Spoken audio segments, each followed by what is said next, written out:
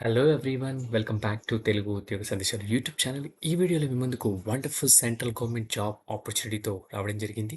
ఎటువంటి ఎక్స్పీరియన్స్ లేకుండా కేవలం ఇంటర్మీడియట్ పూర్తి చేసి ఖాళీగా ఉన్న మేల్ అండ్ ఫీమేల్ అభ్యర్థులు ఆంధ్రప్రదేశ్ అండ్ తెలంగాణ ఉన్న ప్రతి ఒక్కరూ అప్లై చేసుకునే జాబ్ నోటిఫికేషన్ ఇది వచ్చేసి మనకు సిఎస్ఐఆర్ నుంచి అయితే అఫీషియల్గా నోటిఫికేషన్ రిలీజ్ అయింది.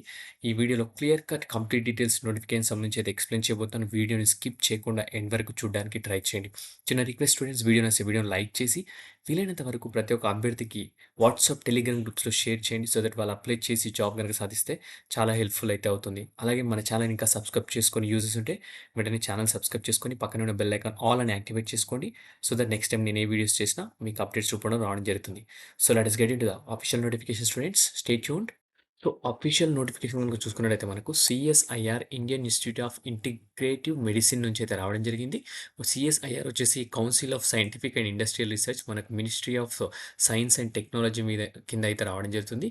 ఇది వచ్చి సెంట్రల్ గవర్నమెంట్ సంబంధించిన జాబ్ నోటిఫికేషన్. మనకి ఈ వెబ్సైట్ సంబంధించిన లింక్ నేను యూఆర్ఎల్కి సంబంధించింది వచ్చేసి మన వీడియో డిస్క్రిప్షన్లో పేస్ట్ చేశాను. అది కనుక క్లిక్ చేసి ఇలా పేజ్ అనేది ఓపెన్ అవుతుంది.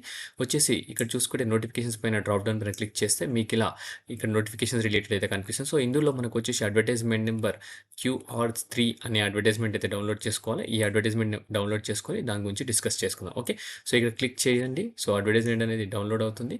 సో అడ్వర్టైజ్మెంట్ అయితే డౌన్లోడ్ అయింది. సో దాని గురించి డిస్కస్ చేసుకుందాం. ఓకే, సో చూసుకున్నట్టయితే మనకు CSIR Indian Institute of Integrative medicine, council of scientific and industrial research నుంచి అయితే మనకు అఫీషియల్గా నోటిఫికేషన్ రిలీజ్ అయింది. Advertisement number 03/2025, date 16/5/2025. మనకు 16th రోజు అయితే రిలీజ్ అయింది. సో ఆన్లైన్ కమెన్స్మెంట్ వచ్చేసి మనకు 17th మే అనమాట. లాస్ట్ డేట్ చూసుకుంటే 13th జూన్ అని క్లియర్గా మెన్షన్ చేశారు. అలాగే last date of receipt of hard copy వచ్చేసి 18th జూన్ అనమాట.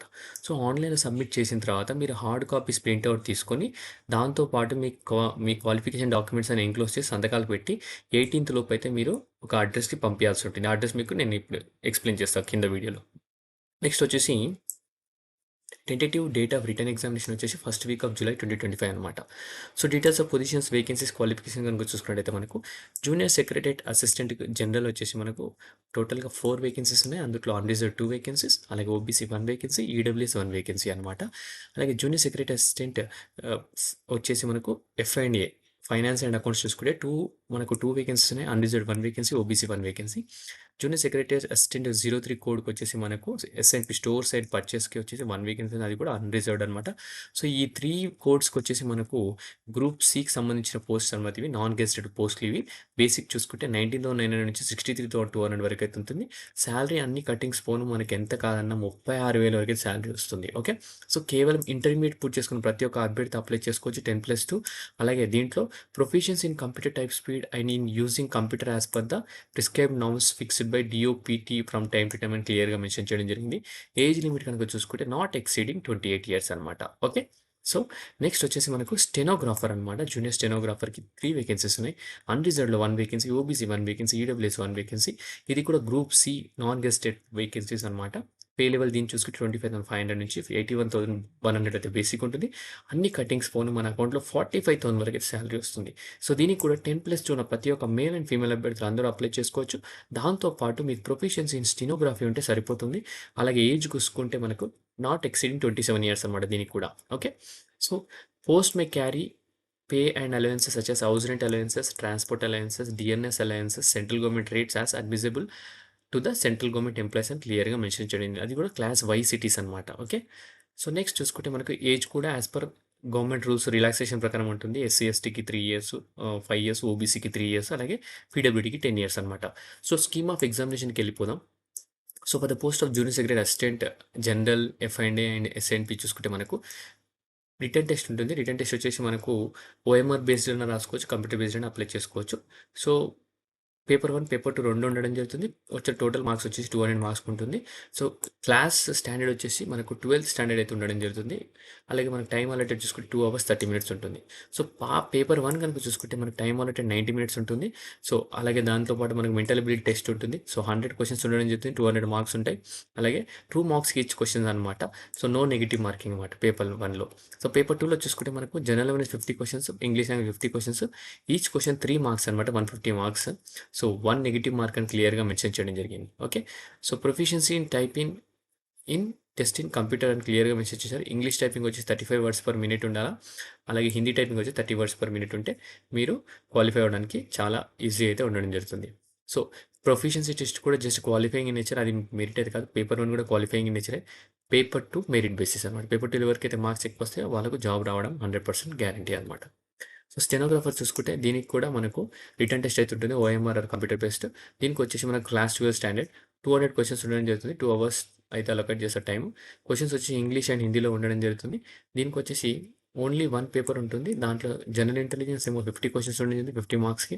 జనరల్ అవేర్‌నెస్ 50 క్వెషన్స్ అలాగే 50 మార్క్స్‌కి. ఇంగ్లీష్ లాంగ్వేజ్ 100 క్వెషన్స్ అలాగే 100 మార్క్స్‌కి అనమాట. నెగెటివ్ మార్కింగ్ కూడా ఉంది. 0.25 అయితే నెగెటివ్ మార్కింగ్ ఉంది for every wrong answer. So, దీనికి ప్రొఫిషియన్సీ టెస్ట్ ఇన్ స్టెనోగ్రఫీ కూడా కావాల్సొస్తుంది. మీకొచ్చేసి డిక్టేషన్ అయితే ఇవ్వడం జరుగుతుంది. 10 minutes in English are Hindi. Dictation ఇస్తారు. మీరు at the speed of 80 words per minute అయితే మీరు టైప్ చేయాల్సి ఉంటుంది. So, language skill set English, time duration 50 ఉంటుంది. సో, టైమ్ డ్యూరేషన్ వచ్చి స్క్రైబ్‌కి 70 మినిట్స్ ఉంటుంది. హిందీ వాళ్ళకి 65 మినిట్స్, 90 మినిట్స్ అనమాట. సో, నెక్స్ట్ వచ్చేసి మనకు అప్లికేషన్ ఫీస్ చూసుకుందాం. సో, సెలెక్టెడ్ క్యాండిడేట్స్ వచ్చేసి you need to serve anywhere in India అని క్లియర్‌గా మెన్షన్ చేశారు. సో, ఎక్కడైనా మిమ్మల్ని ట్రాన్స్‌ఫర్ చేస్తామంటారు. అలాగే మీ ప్రొబేషన్ పీరియడ్ ఆఫ్ 2 ఇయర్స్ అయితే ఉండాలని కూడా క్లియర్‌గా మెన్షన్ చేయడం జరిగింది. ఓకే. సో, ప్రొబేషన్ పీరియడ్ కూడా ఉంటుంది. ప్రొబేషన్ కనుక మీరు పర్ఫార్మెన్స్ సరిగ్గా చేయకపోతే ఎక్స్టెండ్ చేస్తారు. ఒకవేళ పర్ఫార్మెన్స్ బాగా చేస్తే ఎక్స్టెండ్ ఏం చేయరు. So, incomplete applications in any respect will be rejected. So, incomplete application fill up చేసి పంపించేటప్పుడు ప్రింట్‌ఔట్‌తో పాటు అన్ని డాక్యుమెంట్స్ అయితే కరెక్ట్‌గా పంపించాలి. ఒకవేళ మీరు ఇన్‌కరెక్ట్ పంపిస్తే రిజెక్ట్ చేస్తామని క్లియర్‌గా మెన్షన్ చేస్తున్నారు. ఓకే. సో, అప్లికేషన్ ఫీజ్ ఎలాగ ఎక్కడ కట్టాలంటే ఇక్కడికి ఒక లింక్ ఉంది. దానిపైన క్లిక్ చేసి అప్లికేషన్ ఫీజ్ కట్టాలి. అది కూడా ₹500 అని క్లియర్‌గా మెన్షన్ చేయడం జరిగింది. ఓకే. సో, నెక్స్ట్ వచ్చేసి ఇక్కడ హార్డ్ కాపీ పంపించేటప్పుడు ఇక్కడ చూసుకోండి. After submitting the online application, candidate must send a hard copy of the online generated application form along with all the required documents and certificates to the following address by registered post and speed post అనమాట. So, ఆన్‌లైన్‌లో submit చేసినాక printout తీసుకోండి. దాంతో పాటు list of documents to be enclosed. So, కావాల్సిన documents enclose చేయాలి. ఇక్కడ కింద ఇచ్చారు.